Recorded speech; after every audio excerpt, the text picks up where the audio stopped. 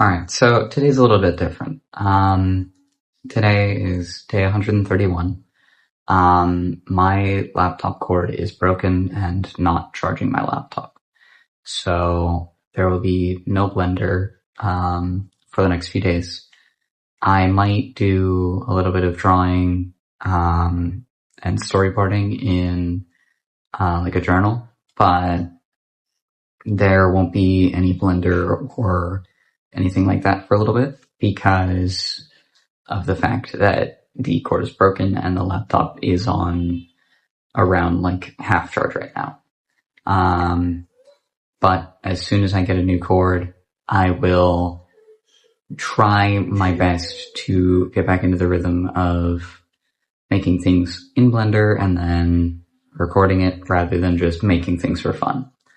I mean, it will still be for fun, but I will obviously record it and show you guys the progress. But for today, I'm going to tell you guys the top 5 things that I have learned as of starting this. Big number 1 is patience and time leads to better animation, posing, better overall finished product. And I think that's one thing that I struggled with in the start was I just wanted to get all of it done as soon as I could. But it just wouldn't turn out good. So, yeah, I guess that's the big number 1 that I've learned so far. And number 2 is to stay consistent and also not give up on a single project when it just stops working or isn't as fun as it started off being.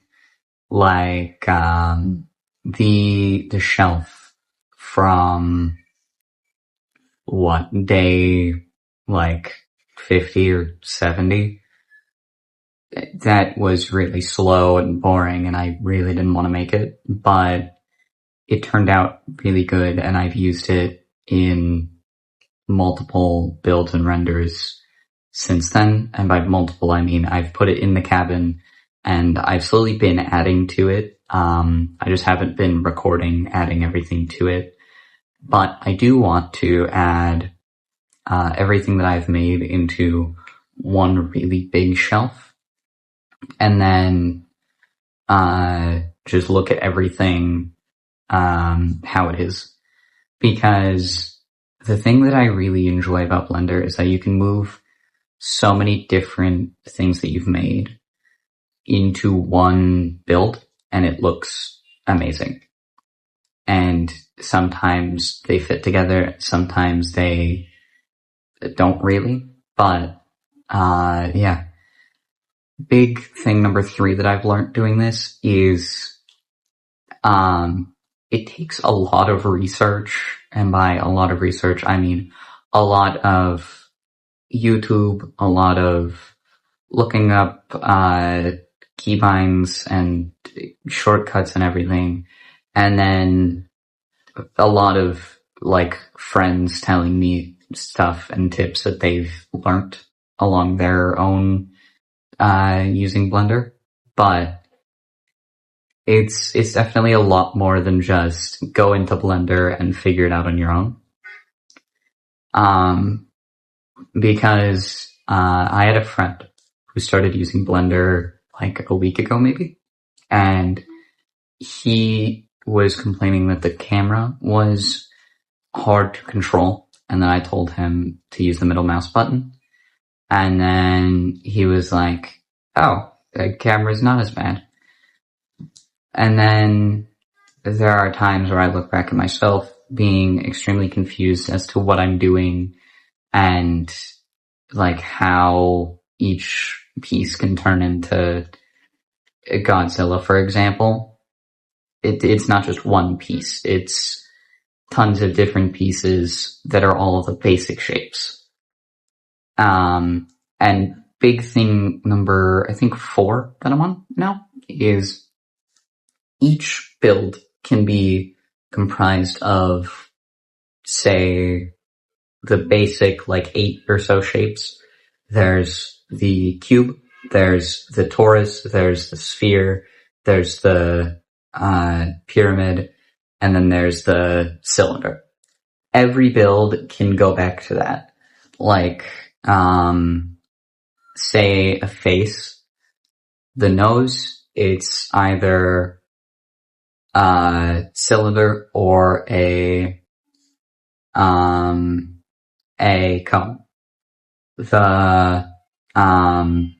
The neck, it's a cylinder and then maybe a square or a sphere or something along that.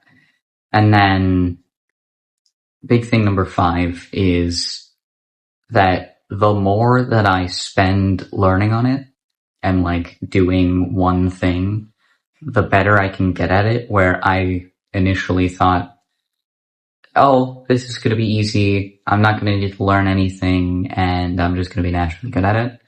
No, it took me so long to learn what I'm doing and how to do what I've done up to this point.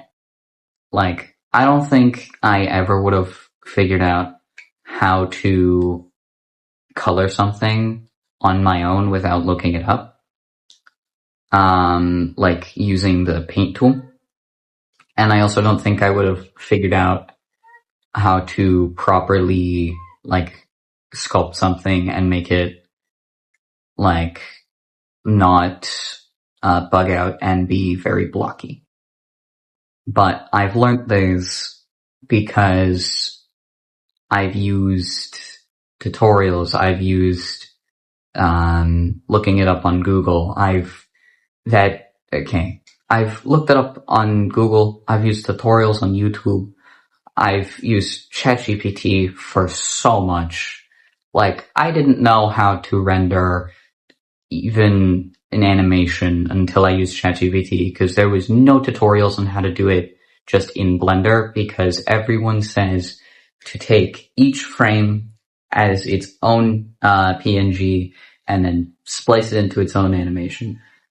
I did not know how to do that without, like, paying for something, so I really wanted to figure out how to do it in Blender on its own.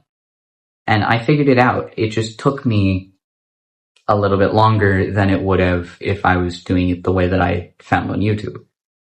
And it's a lot of thinking in a way where it's like, sure, you can do it this way, but it's not necessarily easier than another way you could find.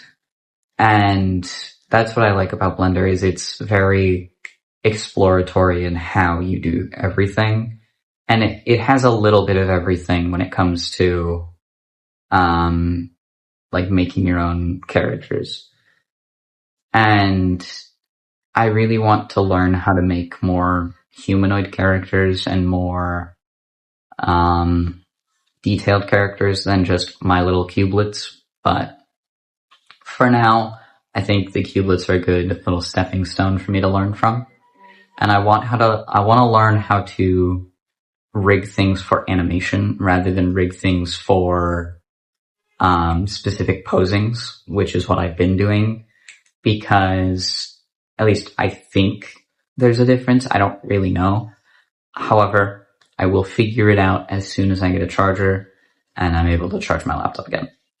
But this is the end of day 131. I'll see you tomorrow. Before I leave, if you have any recommendations of what I should do during this in-between period of about like 2 weeks, 3 weeks, do put it in the comments, like storyboarding, using a journal, learning how to sketch things in a journal, using like actual physical pencils and stuff in a journal, rather than using, say, MS Paint or something. Because I remember using MS Paint to try and draw something. That was not at all enjoyable. But, yeah, put that in the comments. I'll see you guys tomorrow. Have a wonderful morning, noon, and night. Goodbye.